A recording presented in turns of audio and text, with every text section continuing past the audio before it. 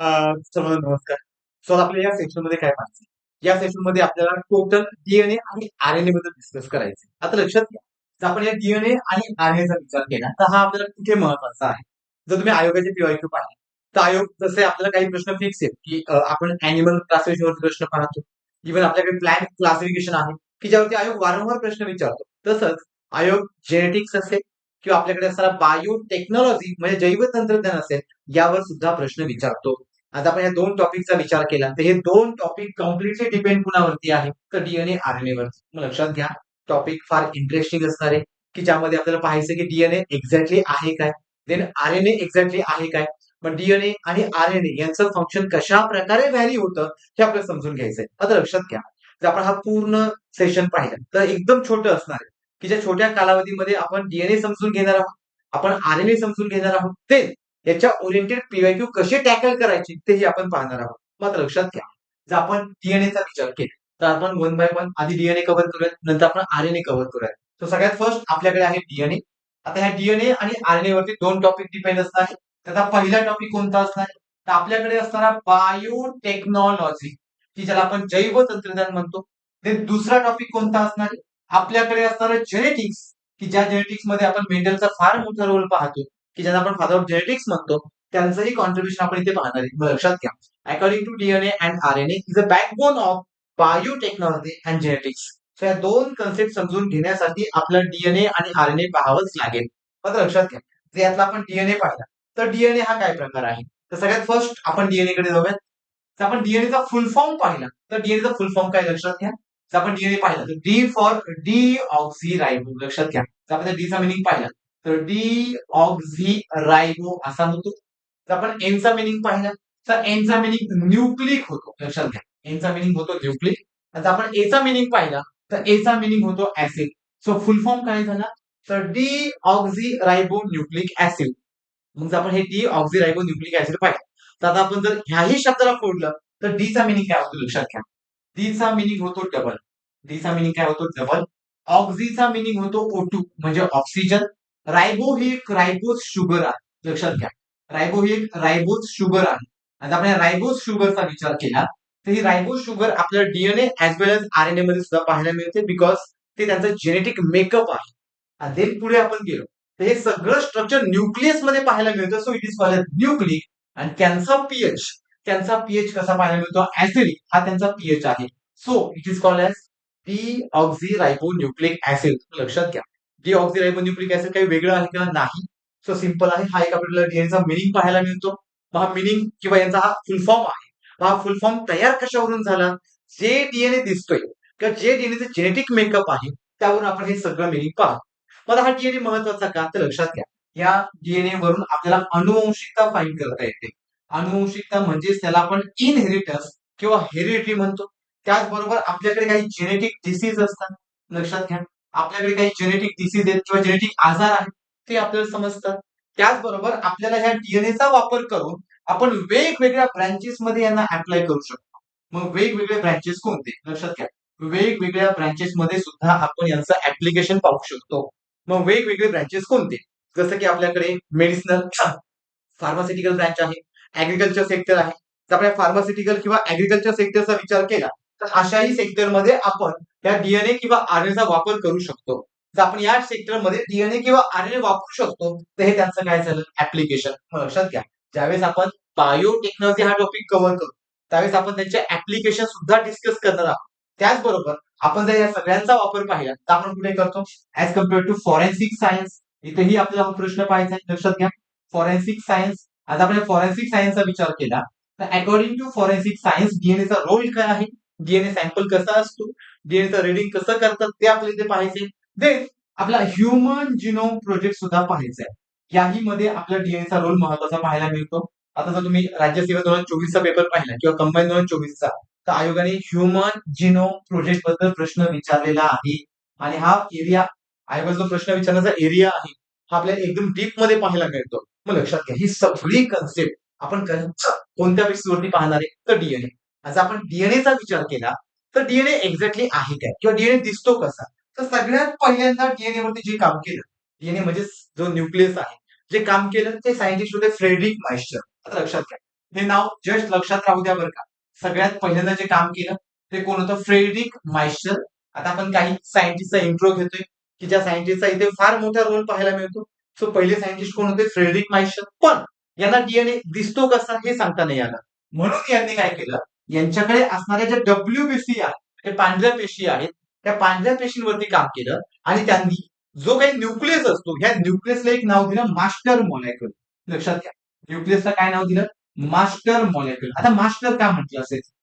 Simple आहे. आपल्याला समजतं की समजा मी माझा विचार केला तर आता माझ्यावरती जे कंट्रोल आहे ते माझ्या ब्रेनचं आहे. तसंच जर मी माझा विचार केला तर माझ्या सेलवरती जे कंट्रोल आहे ते न्यूक्लियसचं आहे. मग जर न्यूक्लियस माझ्या पूर्ण बॉडीवरती कंट्रोल ठेवत असेल, पूर्ण बॉडी मी cell body, then it is called as master molecule. मग लक्षात घ्या, मास्टर मॉलेक्युल हे नाव कोणी दिलं? तर फ्रेडरिक मास्टर. यांचं कॉन्ट्रीब्युशन कशावरती आहे? तर डब्ल्यूबीसी वरती. हे आयएमपीए लक्षात ठेवा. म्हणजे हे सगळेजण निघालेले डीएनएच्या शोधात. पण डीएनए दिसतो कसा? डीएनए आहे कुठे? हे यांना प्रॉपर सांगता नाही आलं. ते त्यांच्याच पुढे जाऊन स्टडी केला आपल्याकडे ग्रिफिथ यांनी. लक्षात घ्या. वर्क कोणी केलं? ग्रिफिथ. हे नाव सगळे लक्षात घ्या. सगळे महत्वाचे सायंटिस्ट आहेत. जर आपण ग्रिफिथचा वर्क पाहिलं तर ग्रिफिथ यांनी सांगितलं ट्रान्सफॉर्मिंग प्रिन्सिपल. पण त्यासाठी त्यांनी स्टडी केला निमोनियावरती. लक्षात घ्या. यांचं पूर्ण वर्क कशावरती पाहायला मिळतं आपल्याला? निमोनियावरती. ज्यावेळेस त्यांनी निमोनियावरती काम केलं, निमोनियावरती काम करून त्यांनी एक प्रिन्सिपल सांगितला. तो प्रिन्सिपल कोणता होता? तर ट्रान्सफॉर्मिंग प्रिन्सिपल. लक्षात घ्या. तो प्रिन्सिपल कोणता आहे? Transforming principle. आणि ज्यावेळेस ट्रान्सफॉर्मिंग प्रिन्सिपल सांगितला त्यावेळेस सुद्धा यांना सांगता नाही आलं की नेमका डीएनए दिसतो कसा. म्हणजे या सगळ्यांचं वर्क जेनेटिक्स मध्ये आहे, सर्वांचं वर्क जीन्स मध्ये आहे. तर या सगळ्यांचं वर्क जीन्स मध्ये पाहत असेल तरी सुद्धा आपल्याला यांचा कम्प्लीट स्टडी पाहायला भेटत नाही. यांच्यानंतर अजून 3 सायंटिस्ट येतात की ज्यांना म्हणतो आपण एव्हरी. लक्षात घ्या, नाव लक्षात राहू दे. एक सायंटिस्ट आहे एव्हरी, दुसरा सायंटिस्ट आहे मॅकर्थी आणि तिसरा सायंटिस्ट आहे मॅकलिऑड. तिसरा कोण आहे आपल्याकडे? मॅकलिऑड. त्या तिघांनी सुद्धा सेम यांच्यावरतीच काम केलं आणि काम करून त्यांनी डिस्कव्हरी केली प्रोटीनची. लक्षात घ्या, यांनी कुणाची डिस्कव्हरी केली? प्रोटीनची. की जे प्रोटीन आपल्याला डीएनएच्या रिगार्डिंग पाहायला मिळतात आणि ते कशा प्रकारे ट्रान्सफॉर्मिंग प्रिन्सिपल फॉलो करतात हे कोणी पाहिलं? प्रोटीन. मग सिंपल आहे, यांच्यापेक्षा ऍडव्हान्स वर्क यांनी केला, यांच्यापेक्षा ऍडव्हान्स वर्क यांनी केला आणि ते पुढे जाऊन यांच्यापेक्षा सुद्धा ऍडव्हान्स वर्क आपल्याला चौथा सायंटिस्ट पाहायला मिळतो. ते म्हणजे आपल्याकडे असणारे हर्षे आणि चेज. नाव लक्षात घ्या. कोणते सायंटिस्ट आहे? हर्षे आणि चेज. यांनी सुद्धा तो एक्सपेरिमेंट केला आणि मग यांनी सांगितलं की प्रोटीन कशा थ्रू ट्रान्सफॉर्मिंग प्रिन्सिपलला मदत करतात किंवा ट्रान्सफॉर्मिंग प्रिन्सिपलला हेल्प करतात. जर आपण या सगळ्या सायंटिस्टचा विचार केला तर लक्षात घ्या, आयोगाच्या दृष्टीने हे सगळे फॅक्च्युअल डेटा आहे. सगळा फॅक्च्युअल डेटा लक्षातच ठेवावा लागेल. या सगळ्यांचं वर्क अकॉर्डिंग टू डीएनए येतं, पण डीएनए मध्ये यांनी महत्वाचं कॉन्ट्रीब्युशन केलं नाही. पण जर आपण यांच्याही पुढे गेलो तर लक्षात घ्या, यांच्या पुढे आपल्याला जो मेजर रोल पाहायला मिळतो तो पाहायला मिळतो वॅटसन आणि क्रिकचा. आता जर आपण वॅटसन आणि क्रिकचा रोल पाहिला तर वॅटसन आणि क्रिकचा रोल काय? लक्षात घ्या. वॅटसन आणि क्रिक हे पहिले सायंटिस्ट आहेत की ज्यांनी सगळ्यात पहिल्यांदा सांगितलं की डीएनए दिसतो कसा. यांचं कॉन्ट्रीब्युशन आहे 1953. 1953 मध्ये यांनी सांगितलं की डीएनए डबल हेलिक्स असतो. लक्षात घ्या. म्हणजे थोडक्यात यांनी डीएनएचं हे असं स्ट्रक्चर दिलं. आज आपण हे असं स्ट्रक्चर पाहिलं तर अशा स्ट्रक्चरला डीएनएचं डबल हेलिक्स स्ट्रक्चर म्हणतात. डबल हेलिक्स मीन्स 2 स्ट्रँड आहेत. Strand number 1, strand number 2. हे 2 स्ट्रक्चर आपल्याला न्यूक्लियस मध्ये पाहायला मिळतात. मग हे 2 स्ट्रक्चर कशापासून बनलेत हे सांगितले यांनी. देन यांच्यामध्ये इन्फॉर्मेशन आहे हे सांगितले यांनी. मग यांच्यामध्ये कोणत्या प्रकारची इन्फॉर्मेशन पाहायला मिळते? तर like as a genetic information. मग ही जेनेटिक इन्फॉर्मेशन कशा प्रकारे ट्रान्सफर होते हे सगळं सांगितलं यांनी. मग लक्षात घ्या, सो डीएनए दिसतो कसा, डीएनएचं एक्झॅक्टली स्ट्रक्चर आहे कसं हे सांगण्याचं काम केलं वॅटसन आणि क्रिक. कधी केलं? 1953 मध्ये. सो अशा डीएनएला वॅटसन आणि क्रिक मॉडेल सुद्धा म्हणतात किंवा डबल हेलिक्स मॉडेल सुद्धा म्हणतात. मग लक्षात घ्या, जर आता आपण डीएनएचा विचार केला तर आता आपल्याला हा डीएनए स्टडी करायचा आहे. मग जर आपण ह्या डीएनएचा स्टडी करत असेल तर आता आपल्याला 1 बाय 1 सगळे पॉईंट डिस्कस करायचे. सो फर्स्ट पॉईंट आपण पाहतोय डीएनए. जर आपण डीएनएचा विचार केला तर फुल फॉर्म यापूर्वीच आपण डिस्कस केला की डीएनएला काय म्हटलं आपण? डीऑक्झीरायबोन्यूक्लिक ऍसिड. जर यांना आपण डीऑक्झीरायबोन्यूक्लिक ऍसिड म्हणत असेल तर आपल्याला हे जे स्ट्रक्चर आहे हे स्ट्रक्चर कसं पाहायला मिळतं? सगळ्यात फर्स्ट आपल्याला हे स्ट्रक्चर पाहायला मिळतं डबल हेलिक्स. हे पॉईंट लिहून घ्या. आपल्याला हे स्ट्रक्चर कसं पाहायला मिळतं? डबल हेलिक्स किंवा आपण डबल स्ट्रँडेड म्हणतो. हा डीएनए कसा पाहायला मिळतो आपल्याला? Double stranded. एक्झाम्पल पहा, जर आपण या डीएनएचं स्ट्रक्चर ड्रॉ केलं तर आपला हा डीएनए सिंपल फॉर्म मध्ये असा पाहायला मिळतो. हा झाला एक सिंगल स्ट्रँड. त्याला एक सिंगल कॉलम म्हणतात, लक्षात घ्या. त्याला आपण एक सिंगल कॉलम म्हणतो. ते आपण जर अजून दुसरा कॉलम पाहिला तर दुसरा कॉलम हा आपल्याला असा पाहायला मिळतो, लक्षात घ्या. हा यांचा दुसरा कॉलम झाला. मग लक्षात घ्या, जर आपण या दोनही कॉलमचा विचार केला, ते दोनही कॉलम म्हणजे काय झाले आपल्याकडे, तर आपल्याकडे असणाऱ्या डीएनएचं स्ट्रक्चर. सेकंड पॉईंट, जर आपण हा डीएनए पाहिला, हा झाला डबल स्टँडर्ड डीएनए. देन ह्या डीएनएचं जे जेनेटिक मेकअप आहे, जेनेटिक मेकअप म्हणजे काय, समजा माझ्या पुढे एक भिंतीचा कॉलम आहे. जर मी म्हटलं की भिंतीचा कॉलम कशापासून बनला, तर माझं उत्तर काय असेल, त्यामध्ये वाळू आहे, त्यामध्ये लोखंड आहे, त्यामध्ये सिमेंट आहे, खडी आहे. त्या सगळ्यांचं कॉन्ट्रीब्युशन त्याच्यामध्ये आहे. जर या सर्वांचं कॉन्ट्रीब्युशन त्यामध्ये असेल, त्या सगळ्यांचं मेकअप म्हणजे तो खांब आहे. सेम इथे हा पण एक खांब आहे. या खांबाला आपण काय म्हणतोय, स्ट्रँडेड किंवा हेलिक्स. जर यांना आपण स्ट्रँडेड किंवा हेलिक्स म्हणत असेल, तर हे स्ट्रँडेड किंवा हेलिक्स कशापासून बनलेले असतात, तर लक्षात घ्या, oxygen plus ribose sugar. Oxygen plus ribose sugar हा शब्द लक्षात राहू द्या. यांच्यामध्ये कोणती शुगर आली, तर oxygen plus ribose sugar. रायबोज sugar म्हणजेच काय, थोडक्यात आपल्याला पाहायला मिळतं डी ऑक्सी रायबो. लक्षात घ्या, डी ऑक्सी रायबो. मग आपण जर डी ऑक्सी रायबोचं पाहिलं, तर हे यांचं काय झालं, जेनेटिक मेकअप. लक्षात घ्या, हे यांचं काय झालं, जेनेटिक मेकअप. म्हणजे थोडक्यात पूर्ण कॉलम बनण्याची प्रक्रिया आपण यांच्यापासून पाहतो.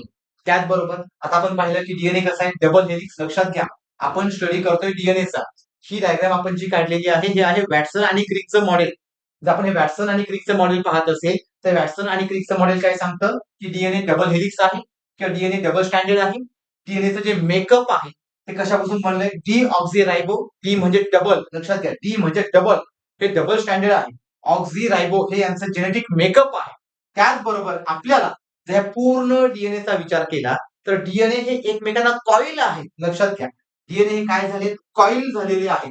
हे सगळं कोणी सांगितलं, लक्षात घ्या, मी ते लिहितो, वॅटसन आणि क्रिक. वॅटसन आणि क्रिकने हे मॉडेल लिहिलेलं आपल्याला पाहायला मिळतं. मग आपण हे वॅटसन आणि क्रिकचं मॉडेल पाहिलं, तर त्यांनी सांगितलं डीएनए कॉईल आहे. हे पहा, डीएनए कॉईल आहे, पण ते टाइटली अरेंज आहे.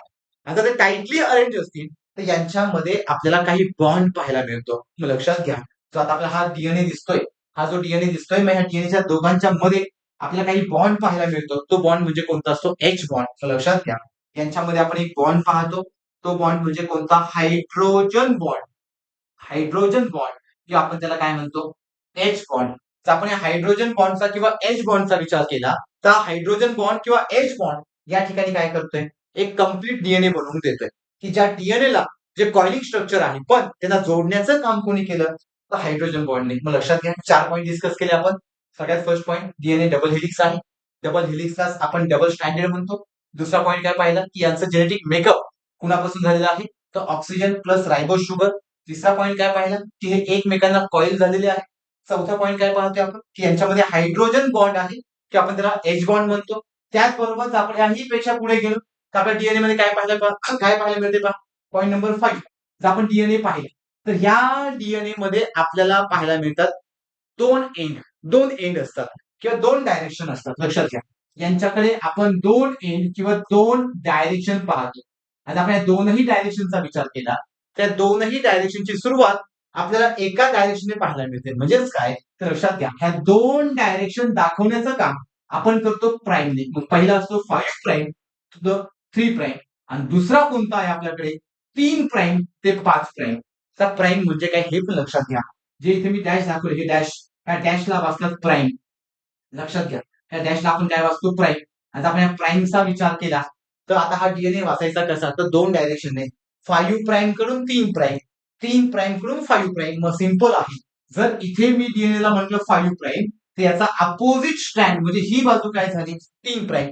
जर इथे मी म्हटलं 3 प्राईम, तर याची अपोजिट साइड ही काय झाली, 5 प्राईम. मग लक्षात घ्या, डीएनए वाचायचं कसं, आता सिंपल आहे ना. जर मी म्हटलं हे डीएनए, किंवा आपण म्हटलं की हे शब्द वाचा, तर आपण कसं वाचतो, की आपण डावीकडून उजवीकडे वाचत जातो. तसंच जर आपल्याला हा डीएनए रीड करायचा असेल किंवा डीएनए वाचायचं असेल, तर वाचताना आपण डायरेक्शन कोणती घेतोय, 5 प्राईम कडून 3 प्राईम आणि 3 प्राईम कडून 5 प्राईम.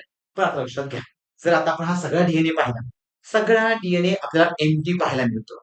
आणि आपण सुरुवातीलाच पाहिलं की डीएनए आपल्याकडे जेनेटिक इन्फॉर्मेशन कॅरी करतात. जर डीएनए आपल्याकडे जेनेटिक इन्फॉर्मेशन कॅरी करत असतील, तर यांचं काम काय, जी काही अनुवंशिकता आहे किंवा जी काही आपल्याकडे जीन्सची माहिती आहे, ती सर्व कॅरी करणे. जर हे सर्व माहिती कॅरी करत असतील, तर माहिती कॅरी करण्यासाठी यांच्याकडे सगळ्यात महत्वाचे असतात आपल्याकडे असणारे नायट्रोजन बेस शब्द लक्षात घ्या. यांच्याकडे काय असतात? Nitrogen base. त्यालाच आपण एन बेस सुद्धा म्हणतो. त्यांनाच आपण न्यूक्लिओटाइड सुद्धा म्हणतो. हे शब्द लक्षात घ्या, फार महत्वाचे आहे. त्यांनाच काय म्हटलं आपण? Nitrogen base. त्यांनाच आपण एन बेस सुद्धा म्हणतो. त्यांनाच आपण न्यूक्लिओटाइड सुद्धा म्हणतो. हे सर्व न्यूक्लिओटाइड म्हणजे काय? एक्झाम्पल समजा मी तुमच्याशी बोलतोय. जर मी तुमच्याशी बोलतोय म्हणजे काय? मी अल्फाबेट बोलतोय.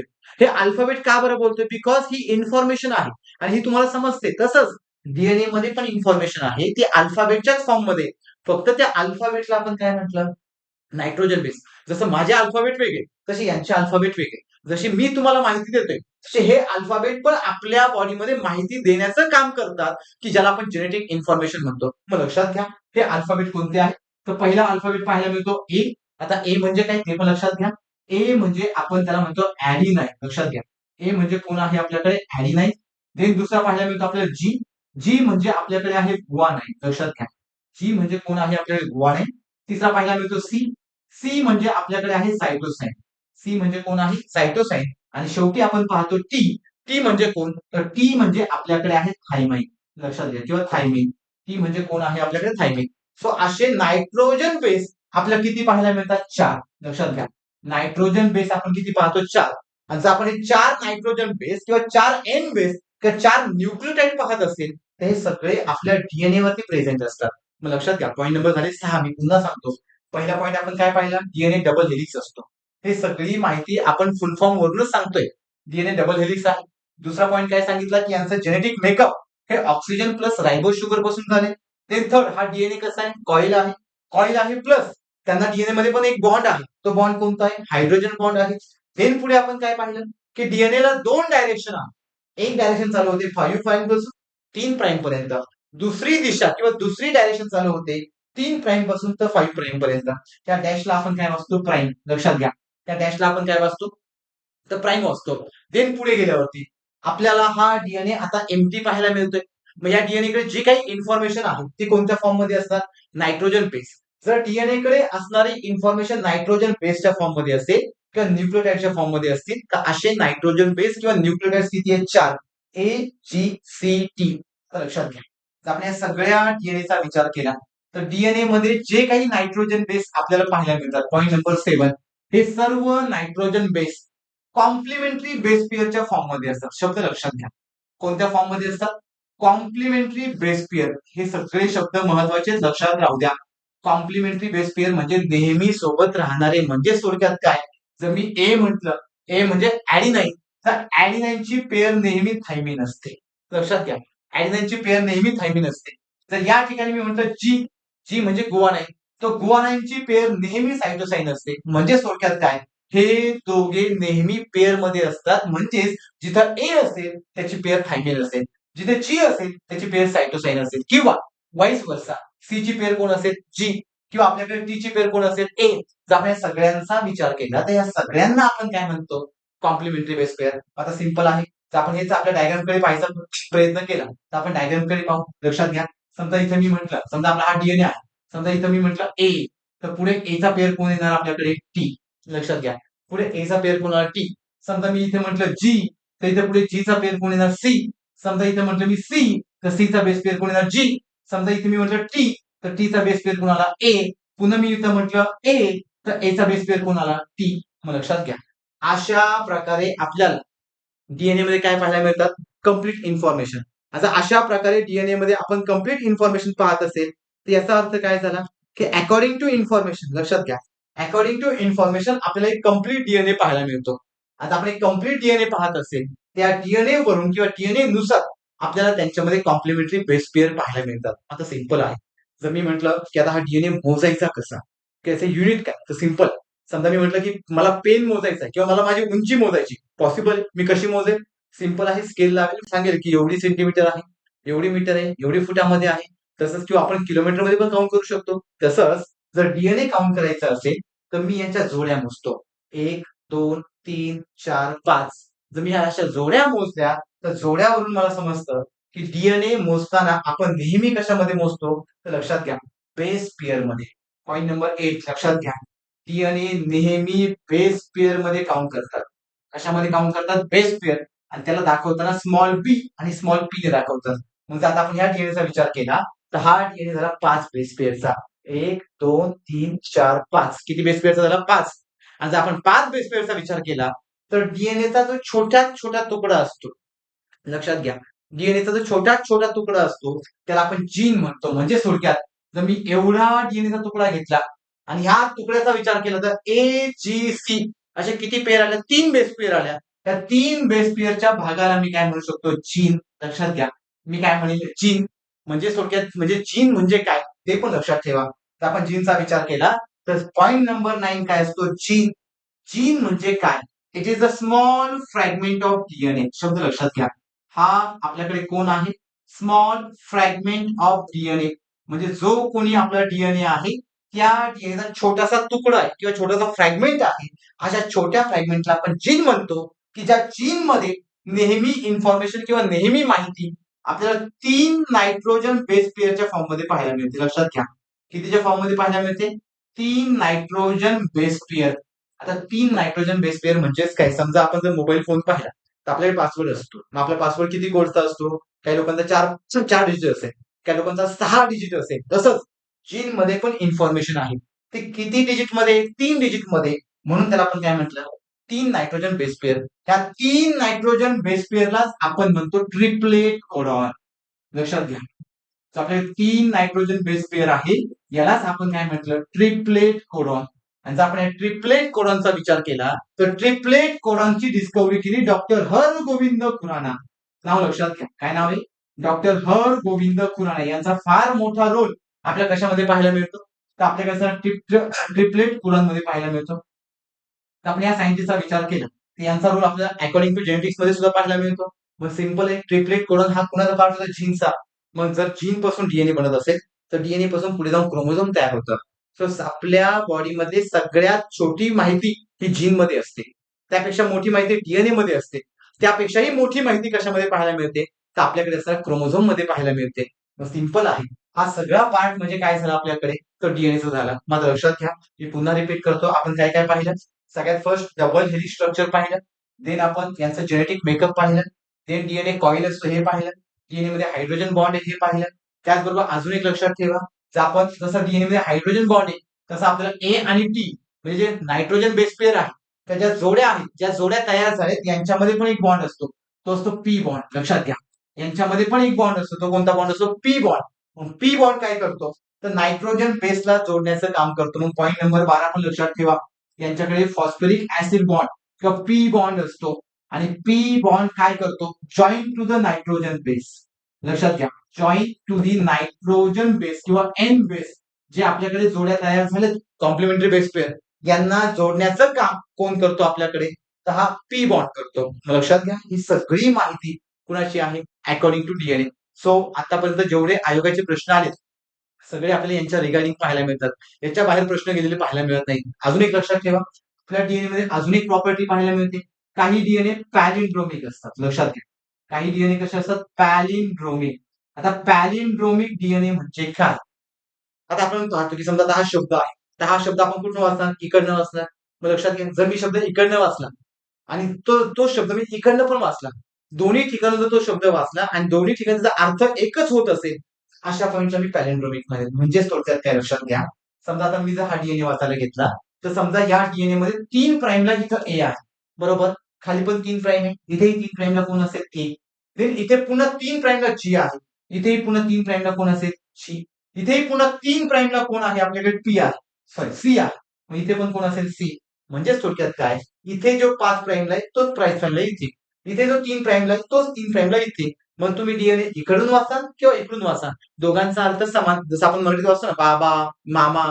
इकडनं वाचलं तरी बाबा, इकडनं वाचलं तरी बाबा, इकडनं वाचलं तरी मामा, इकडनं वाचलं तरी मामा. सेम तसं डीएनए मध्ये तुम्ही इकडनं वाचा किंवा इकडनं वाचा, मिनिंग सेमच राहतो. की जसं आपले शब्द आहे पहा, मल्याळम. मल्याळमला तुम्ही ह्याही बाजूने वाचा किंवा याही बाजूने वाचा, दोन्ही बाजूने मल्याळमच राहतं. सेम तसं तिकडे. मग अशा टाईपच्या डीएनए मध्ये असणाऱ्या कंडिशनला आपण काय म्हणतो? Palindromic. So DNA are always palindromic. DNA कसं आहे? नेहमी पॅलिंड्रोमिक कंडिशन मध्ये पाहायला मिळतो. सो ही सर्व इन्फॉर्मेशन आपण कुणाबद्दल पाहिली? According to DNA. आता पुढे या. पुढे आपल्याला आरएनए बद्दल पण पाहायचे. आता लक्षात घ्या, आरएनए काय? आता जर तुम्हाला डीएनए समजला असेल तर आरएनए एकदम छोटी कॉन्सेप्ट आहे, एकदम छोट्याच कालावधीमध्ये तुम्हाला आरएनए कळून जाईल. आता आरएनए म्हणजे काय लक्षात घ्या, रायबो न्यूक्लिक ऍसिड. आरएनए म्हणजेच काय, रायबो न्यूक्लिक ऍसिड. याचा फुल फॉर्म पण लक्षात घ्या. काय फुल फॉर्म आहे, रायबो न्यूक्लिक ऍसिड. डीएनए मध्ये आपण काय पाहिलं होतं, डीएनए मध्ये आपण पाहिलं डी ऑक्झी रायबो न्यूक्लिक ऍसिड. तिथे आपण काय पाहतोय, रायबो न्यूक्लिक ऍसिड म्हणजेच काय, डीएनए बनला होता डी ऑक्झी रायबोपासून. आरएनए कुणापासून बनलाय, ओनली रायबोपासून. लक्षात घ्या, आरएनए कुणापासून बनलाय, ओनली रायबोपासून. जर आरएनए फक्त रायबोपासून बनलेला असेल तर याचा अर्थ काय झाला, की आरएनए हा इन्फॉर्मेशनचा एक शॉर्टर फॉर्म आहे. म्हणजे थोडक्यात काय, प्रॉपर इन्फॉर्मेशन डीएनए कडे असते. लक्षात घ्या, प्रॉपर इन्फॉर्मेशन डीएनए कडे असते. ही माहिती कुणाकडे ट्रान्सफर केली जाते, आरएनए कडे. म्हणजेच डीएनए कडे असणारी माहिती ही लॉंग टर्म साठी असते. लक्षात घ्या, लॉंग टर्म साठी. पण आरएनए कडे असणारी माहिती ही शॉर्ट टर्म साठी असते. लक्षात घ्या, यांच्याकडे जी माहिती जाते ती किती कालावधीसाठी जाते, शॉर्ट टर्म. आता शॉर्ट टर्म साठी असेल तर यांचं सगळ्यात महत्वाचं काम काय आहे, प्रोटीन सिंथेसिस करणं. लक्षात घ्या, आपल्या बॉडीमध्ये प्रोटीन बनवण्यासाठी महत्वाचा रोल कोण प्ले करतं, आरएनए. की जो प्रोटीन सिंथेसिस मध्ये सगळ्यात महत्वाचा पार्ट कोणाचा आहे, रायबोझोमचा. लक्षात घ्या, आपण चॅप्टर नंबर 1 सेल मध्ये पाहिलेलं आहे की आपल्याकडे रायबोझोम असतात. ह्या रायबोझोमलाच आपण प्रोटीन फॅक्टरी सुद्धा म्हणतो, की ज्यावरती आयोगाचा पीवायक्यू आहे. मग लक्षात घ्या, जर आपण या सगळ्यांचा विचार केला तर डीएनए हा आरएनए वरती अवलंबून आहे, आरएनए हा रायबोझोम वरती अवलंबून आहे. हे सगळे एकमेकांच्या कॉन्टॅक्ट मध्ये आले की फायनली आपण काय बनवतो, तर प्रोटीन सिंथेसिस. मग आपण हे जे प्रोटीन सिंथेसिसची प्रक्रिया आहे ती समजून घेण्यासाठी आपल्याला समजून घ्यावं लागेल आरएनए. मग लक्षात घ्या, जर आपण आरएनएचा विचार केला तर आरएनए सुद्धा आपल्याकडे कसा आहे, सिंगल हेलिक्स. सिंपल आहे, हा मी आता आरएनए काढतो. हा आरएनए कसा पाहायला मिळतोय, सिंगल हेलिक्स. जर आता हा आरएनए, लक्षात घ्या, जर आपल्याला हा आरएनए म्हणजे रायबो न्यूक्लिक ऍसिड एक सिंगल हेलिक्स पाहायला मिळत असेल किंवा एक सिंगल स्ट्रक्चर पाहायला मिळत असेल तर सगळ्यात फर्स्ट पॉईंट, आरएनए कसं आहे, सिंगल स्ट्रँडेड. लक्षात घ्या, आरएनए कसा आहे, सिंगल स्ट्रँडेड, किंवा तो कसा पाहायला मिळतो, सिंगल हेलिक्स. जर आपण त्याचा सिंगल स्ट्रँडेड किंवा सिंगल हेलिक्स पाहत असेल तर यांच्यामध्ये सुद्धा नायट्रोजन बेस असतात. तर आपण एन बेस किंवा न्यूक्लियोटाइड्स म्हणतो. मग पहिला पाहायला मिळतो ए, जी, सी आणि यू.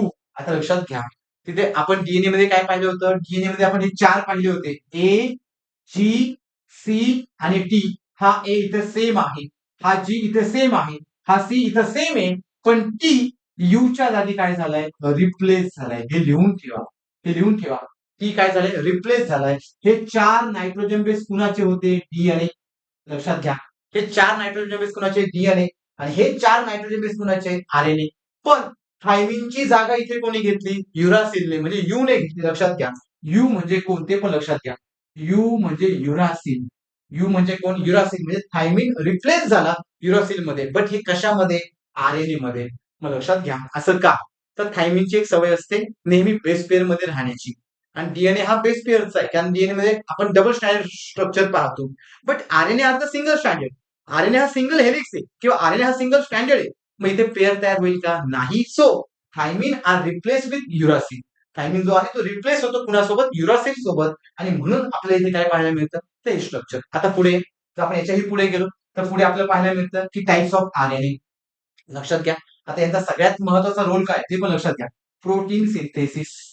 आपल्या आरएनएचा सगळ्यात मोठा रोल काय पाहायला मिळतो, प्रोटीन सिंथेसिस. जर हे प्रोटीन सिंथेसिस करत असतील तर प्रोटीन सिंथेसिस करताना किंवा प्रोटीन सिंथेसिस करण्यासाठी यांना सगळ्यात महत्वाचे यांचे टाइप्स पाहावे लागतात. मग आरएनएचे 3 प्रकार पडतात. लक्षात घ्या, पहिला आरएनए आहे एम आरएनए, की ज्याला आपण मेसेंजर आरएनए म्हणतो. दुसरा आरएनए आहे की आरएनए, की ज्याला आपण ट्रान्सफर आरएनए म्हणतो. तिसरा आरएनए आर आरएनए, की ज्याला आपण रायबोझोमल आरएनए म्हणतो. हा रायबोझोमल आरएनए प्रोटीन सिंथेसिस करतो. मग लक्षात घ्या, एम आरएनए मध्ये मेसेज असतो म्हणून याला कोडॉन म्हणतात. यांच्याकडे मेसेज असतो, म्हणजे थोडक्यात यांचं कन्व्हर्जन हे डीएनए कडून झालेलं असतं. आता यांचं कन्व्हर्जन हे डीएनए पासून झालेलं असेल, देन त्यांच्याकडे माहिती आहे, सो त्याला आपण कोडॉन म्हणतो. जर आपण टी आरएनएचा विचार केला, त्यांच्याकडे माहिती नाही, जस्ट ते ट्रान्सफर करण्याचं काम करतात. सो त्याला आपण अँटी कोडॉन म्हणतो. इथे आयोगाचा प्रश्न आहे, इथे आयोगाचा प्रश्न मी मेन्शन करून ठेवतो. आयोगाचा पीवायक्यू आहे, इथे आयोगाने पीवायक्यू विचारलेला आहे की आपल्याकडे कोणत्या प्रकारचा आरएनए हा अँटी कोडॉन असतो, तर उत्तर काय येईल, टी आरएनए. आणि इथे आपल्याकडे हा आर आहे, की जो RNA काय बनवण्याचं काम करेल, प्रोटीन बनवण्याचं काम करेल. लक्षात घ्या. हा काय बनवण्याचं काम करतो, प्रोटीन बनवण्याचं काम करतो. हे झाले सगळे आपल्याकडे RNA. मग हा RNA एक्झॅक्टली काय करतो तर लक्षात घ्या. इथे आपण पाहिलं प्रोटीन सिंथेसिस कसा करतो, सिंपल आहे. आपल्या बॉडीमध्ये असतात 20 अमिनो ऍसिड. लक्षात घ्या. आपल्या बॉडीमध्ये कोण आहे, 20 अमिनो ऍसिड. जर आपण 20 अमिनो ऍसिडचा विचार केला तर 20 अमिनो ऍसिड साठी आपल्याकडे 20 टाईपचे ट्रिपलेट कोडॉन आहेत. आज आपल्याकडे 20 प्रकारचे ट्रिपलेट कोडॉन असतील. ते ट्रिपलेट कोडॉन आपल्या बॉडीमध्ये काही प्रोटीन बनवण्याचं काम करतात. मग यांची सगळ्यात फर्स्ट माहिती कुणामध्ये असते, डीएनए. मग हे काय करतात, डीएनएचं कन्व्हर्जन mRNA मध्ये करतात. लक्षात घ्या. म्हणजे थोडक्यात जी माहिती डीएनए कडे आहे तीच माहिती ते कुणाकडे पाठवतात, तर आपल्याकडे असणाऱ्या mRNA कडे. मग लक्षात घ्या, जर डीएनए कडे असणारी माहिती mRNA कडे पाठवत असेल तर डीएनए कडे माहिती म्हणजे स्क्रिप्ट आहे. आपण समजा एखादं नाटक करत असेल तर आपण स्क्रिप्ट लिहितो ना, स्क्रिप्ट. आणि समजा ती स्क्रिप्ट एखाद्या व्यक्तीला वाचायला अवघड जात असेल तर आपण सोप्या भाषेमध्ये लिहून देतो, त्याला ट्रान्सक्रिप्ट म्हणतात. म्हणजे त्या स्क्रिप्टला आपण बदललं सोप्या भाषेमध्ये. सेम डीएनए कडे स्क्रिप्ट आहे, तो डीएनए स्क्रिप्ट यांना पाठवतो. So it is called as transcription. लक्षात घ्या. या पॉइंटला आपण काय म्हणतो, ट्रान्सक्रिप्शन. हे लक्षात राहू द्या बरं का, फार महत्वाचं आहे. या पॉइंटला आपण काय म्हटलं, ट्रान्सक्रिप्शन. देन ज्यावेळेस mRNA कडे ती माहिती येते, mRNA हा tRNA सोबत, tRNA म्हणजेच काय, अँटी कोडॉन सोबत कुणाकडे जातो तर rRNA. लक्षात घ्या, कुणाकडे जातो, rRNA. आणि मग पुढे जाऊन ते प्रोटीन सिंथेसिस करतात. या पॉइंटला म्हणतात ट्रान्सलेशन. शब्द लक्षात घ्या. या पॉइंटला आपण काय म्हटलं, ट्रान्सलेशन. तर दोन गोष्टी समजल्या, की एक म्हणजे ट्रान्सक्रिप्शन, दुसरं म्हणजे ट्रान्सलेशन. आणि मग शेवटी जाऊन आपण काय पाहतो, प्रोटीन सिंथेसिसची प्रक्रिया पाहतो.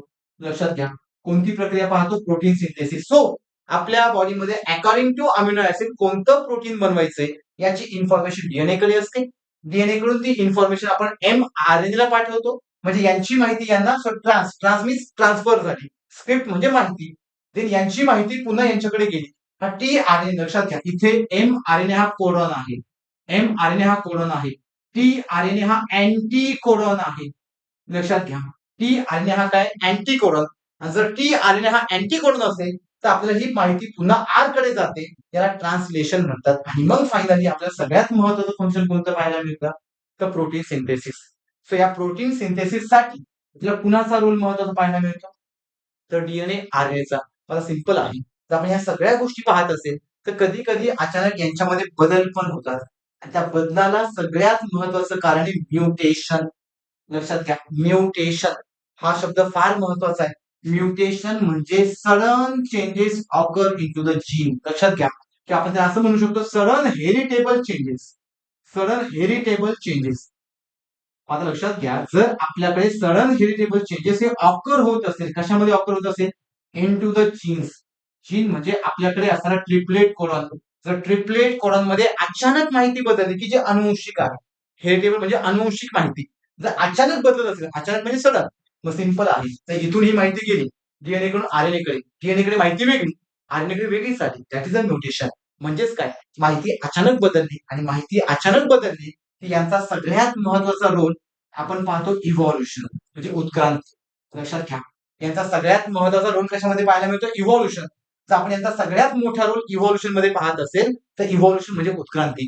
आणि उत्क्रांतीमध्ये आपण सगळ्यात महत्वाचा रोल म्युटेशनचा पाहतो, की ज्यामध्ये नायट्रोजन बेसची माहिती बदलली जाते. मग लक्षात घ्या, अशा प्रकारे आपला डीएनए, आरएनए, प्रोटीन सिंथेसिस किंवा म्युटेशन ह्या गोष्टी पाहायला मिळतात.